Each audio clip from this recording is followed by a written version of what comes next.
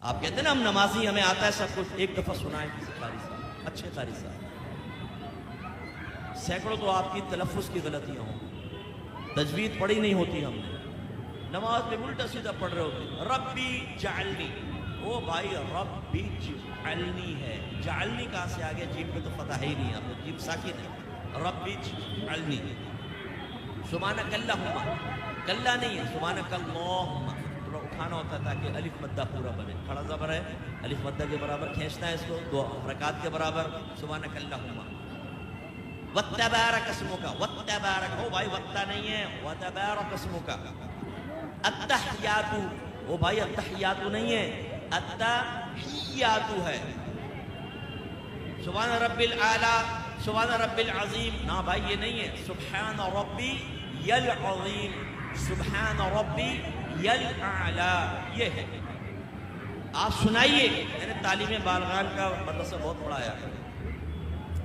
جب میرے سامنے آتے تھے نا، کتنے سال سے نماز پڑھ رہے ہیں؟ 25 سال سے، اچھا سناؤ ذرا صورت سناؤ، او بھائی ایک نئی صورت کی شکل سامنے آتی تھی، زبر کی جگہ زیر، زیر کی جگہ پیش، پیش کی جگہ کچھ۔ میں آپ سے گزارش کرتا ہوں، میں آپ کو حقیر نہیں سمجھ رہا ہوں، آپ کی تحقیر بیان کرنا مقصود نہیں، خدا کی قسم خواب غفلت سے جگانا مقصود ہے۔ آج آپ چیک بھرتے ہیں نا، چیک جتنے یہاں چیک بھرنے والے موجود ہیں ان سے پوچھئے، اتنے آرام سے بھرتے ہیں کہیں ٹیڑھا میڑھا نہ ہو جائے، باؤنس ہو جائے گا، اور کہیں اگر غلط ہو جائے نا تو اوپر سائن کرنا پڑتا ہے، ورنہ یہ ریٹرن ہو جائے گا جی چیک بینک سے اوور رائٹ ہو گیا ہے، تب کہیں جا کے وہ کیش ہوتا ہے۔ لیکن جب نماز پڑھتے تو سمجھتے بہت بڑا ہم نے اللہ پر احسان کیا ہے، بعض تو پڑھتے ہی نہیں، خیر جو پڑھتے بہت بڑا احسان کیا ہے، اب پڑھی بس اللہ قبول فرمائے گا۔ حالانکہ نبی کریم صلی اللہ علیہ وسلم فرماتے ہیں کہ بندہ بعض اوقات 60 برس تک نماز پڑھتا ہے لیکن اس کی ایک بھی نماز اللہ تعالیٰ کی بارگاہ میں قبول نہیں ہوتی، کیونکہ رکوع صحیح کرتا ہے تو سجدہ غلط کر دیتا ہے، سجدہ صحیح کرتا ہے تو رکوع غلط کر دیتا ہے۔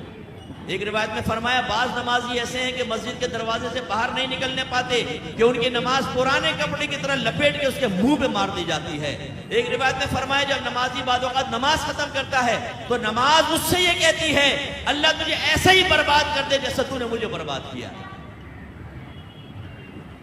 اس میں وہ خاص طور پہ سپرمین نوجوان یہاں بیٹھے ہوئے نا، جب نماز پڑھنے کھڑے ہوتے ایک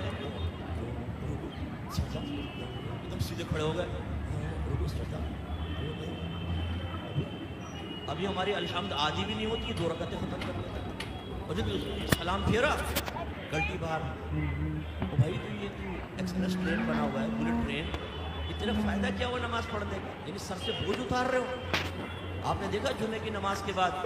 جیسے ہی امام صاحب سلام پھیرتے ہیں جوتیوں پر رش لگ جاتا ہے، اتنا رش ہو جاتا ہے جیسے باہر 5-5 ہزار کے نوٹ بٹ رہے ہیں، اگر دیر ہوگی تو نکل جائیں۔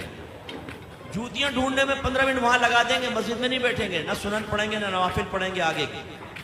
اور باہر نکل کے پھر دوسرے کہتے ہیں ہاں کیا کرنا ہے، چل ڈھابے میں چائے پی، تم اس لیے اتنی باہر نکل کر آئے تھے۔ یہ بھی ضمناً بات آ گئی تو میں آپ کو عرض کر دوں، غور سے کریں، غور سے دیکھیں، اور اپنے بارے میں بھی سوچتا ہوں، آپ بھی سوچیں۔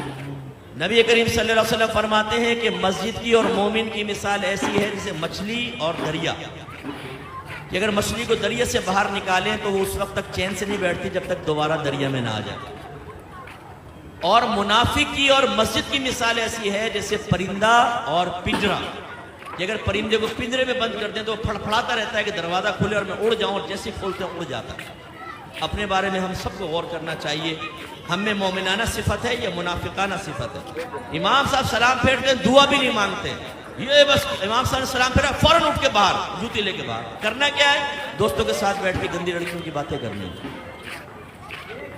حالانکہ نبی کریم صلی اللہ علیہ وسلم نے فرمایا کہ جب کوئی نماز پڑھ کے اپنی جگہ بیٹھا رہے اور جان بوجھ کے اپنا وضو نہ توڑے تو فرشتے اس کے لیے دعائے بخشش و مغفرت کرتے رہتے ہیں جب تک کہ وہ اٹھ نہ جائے۔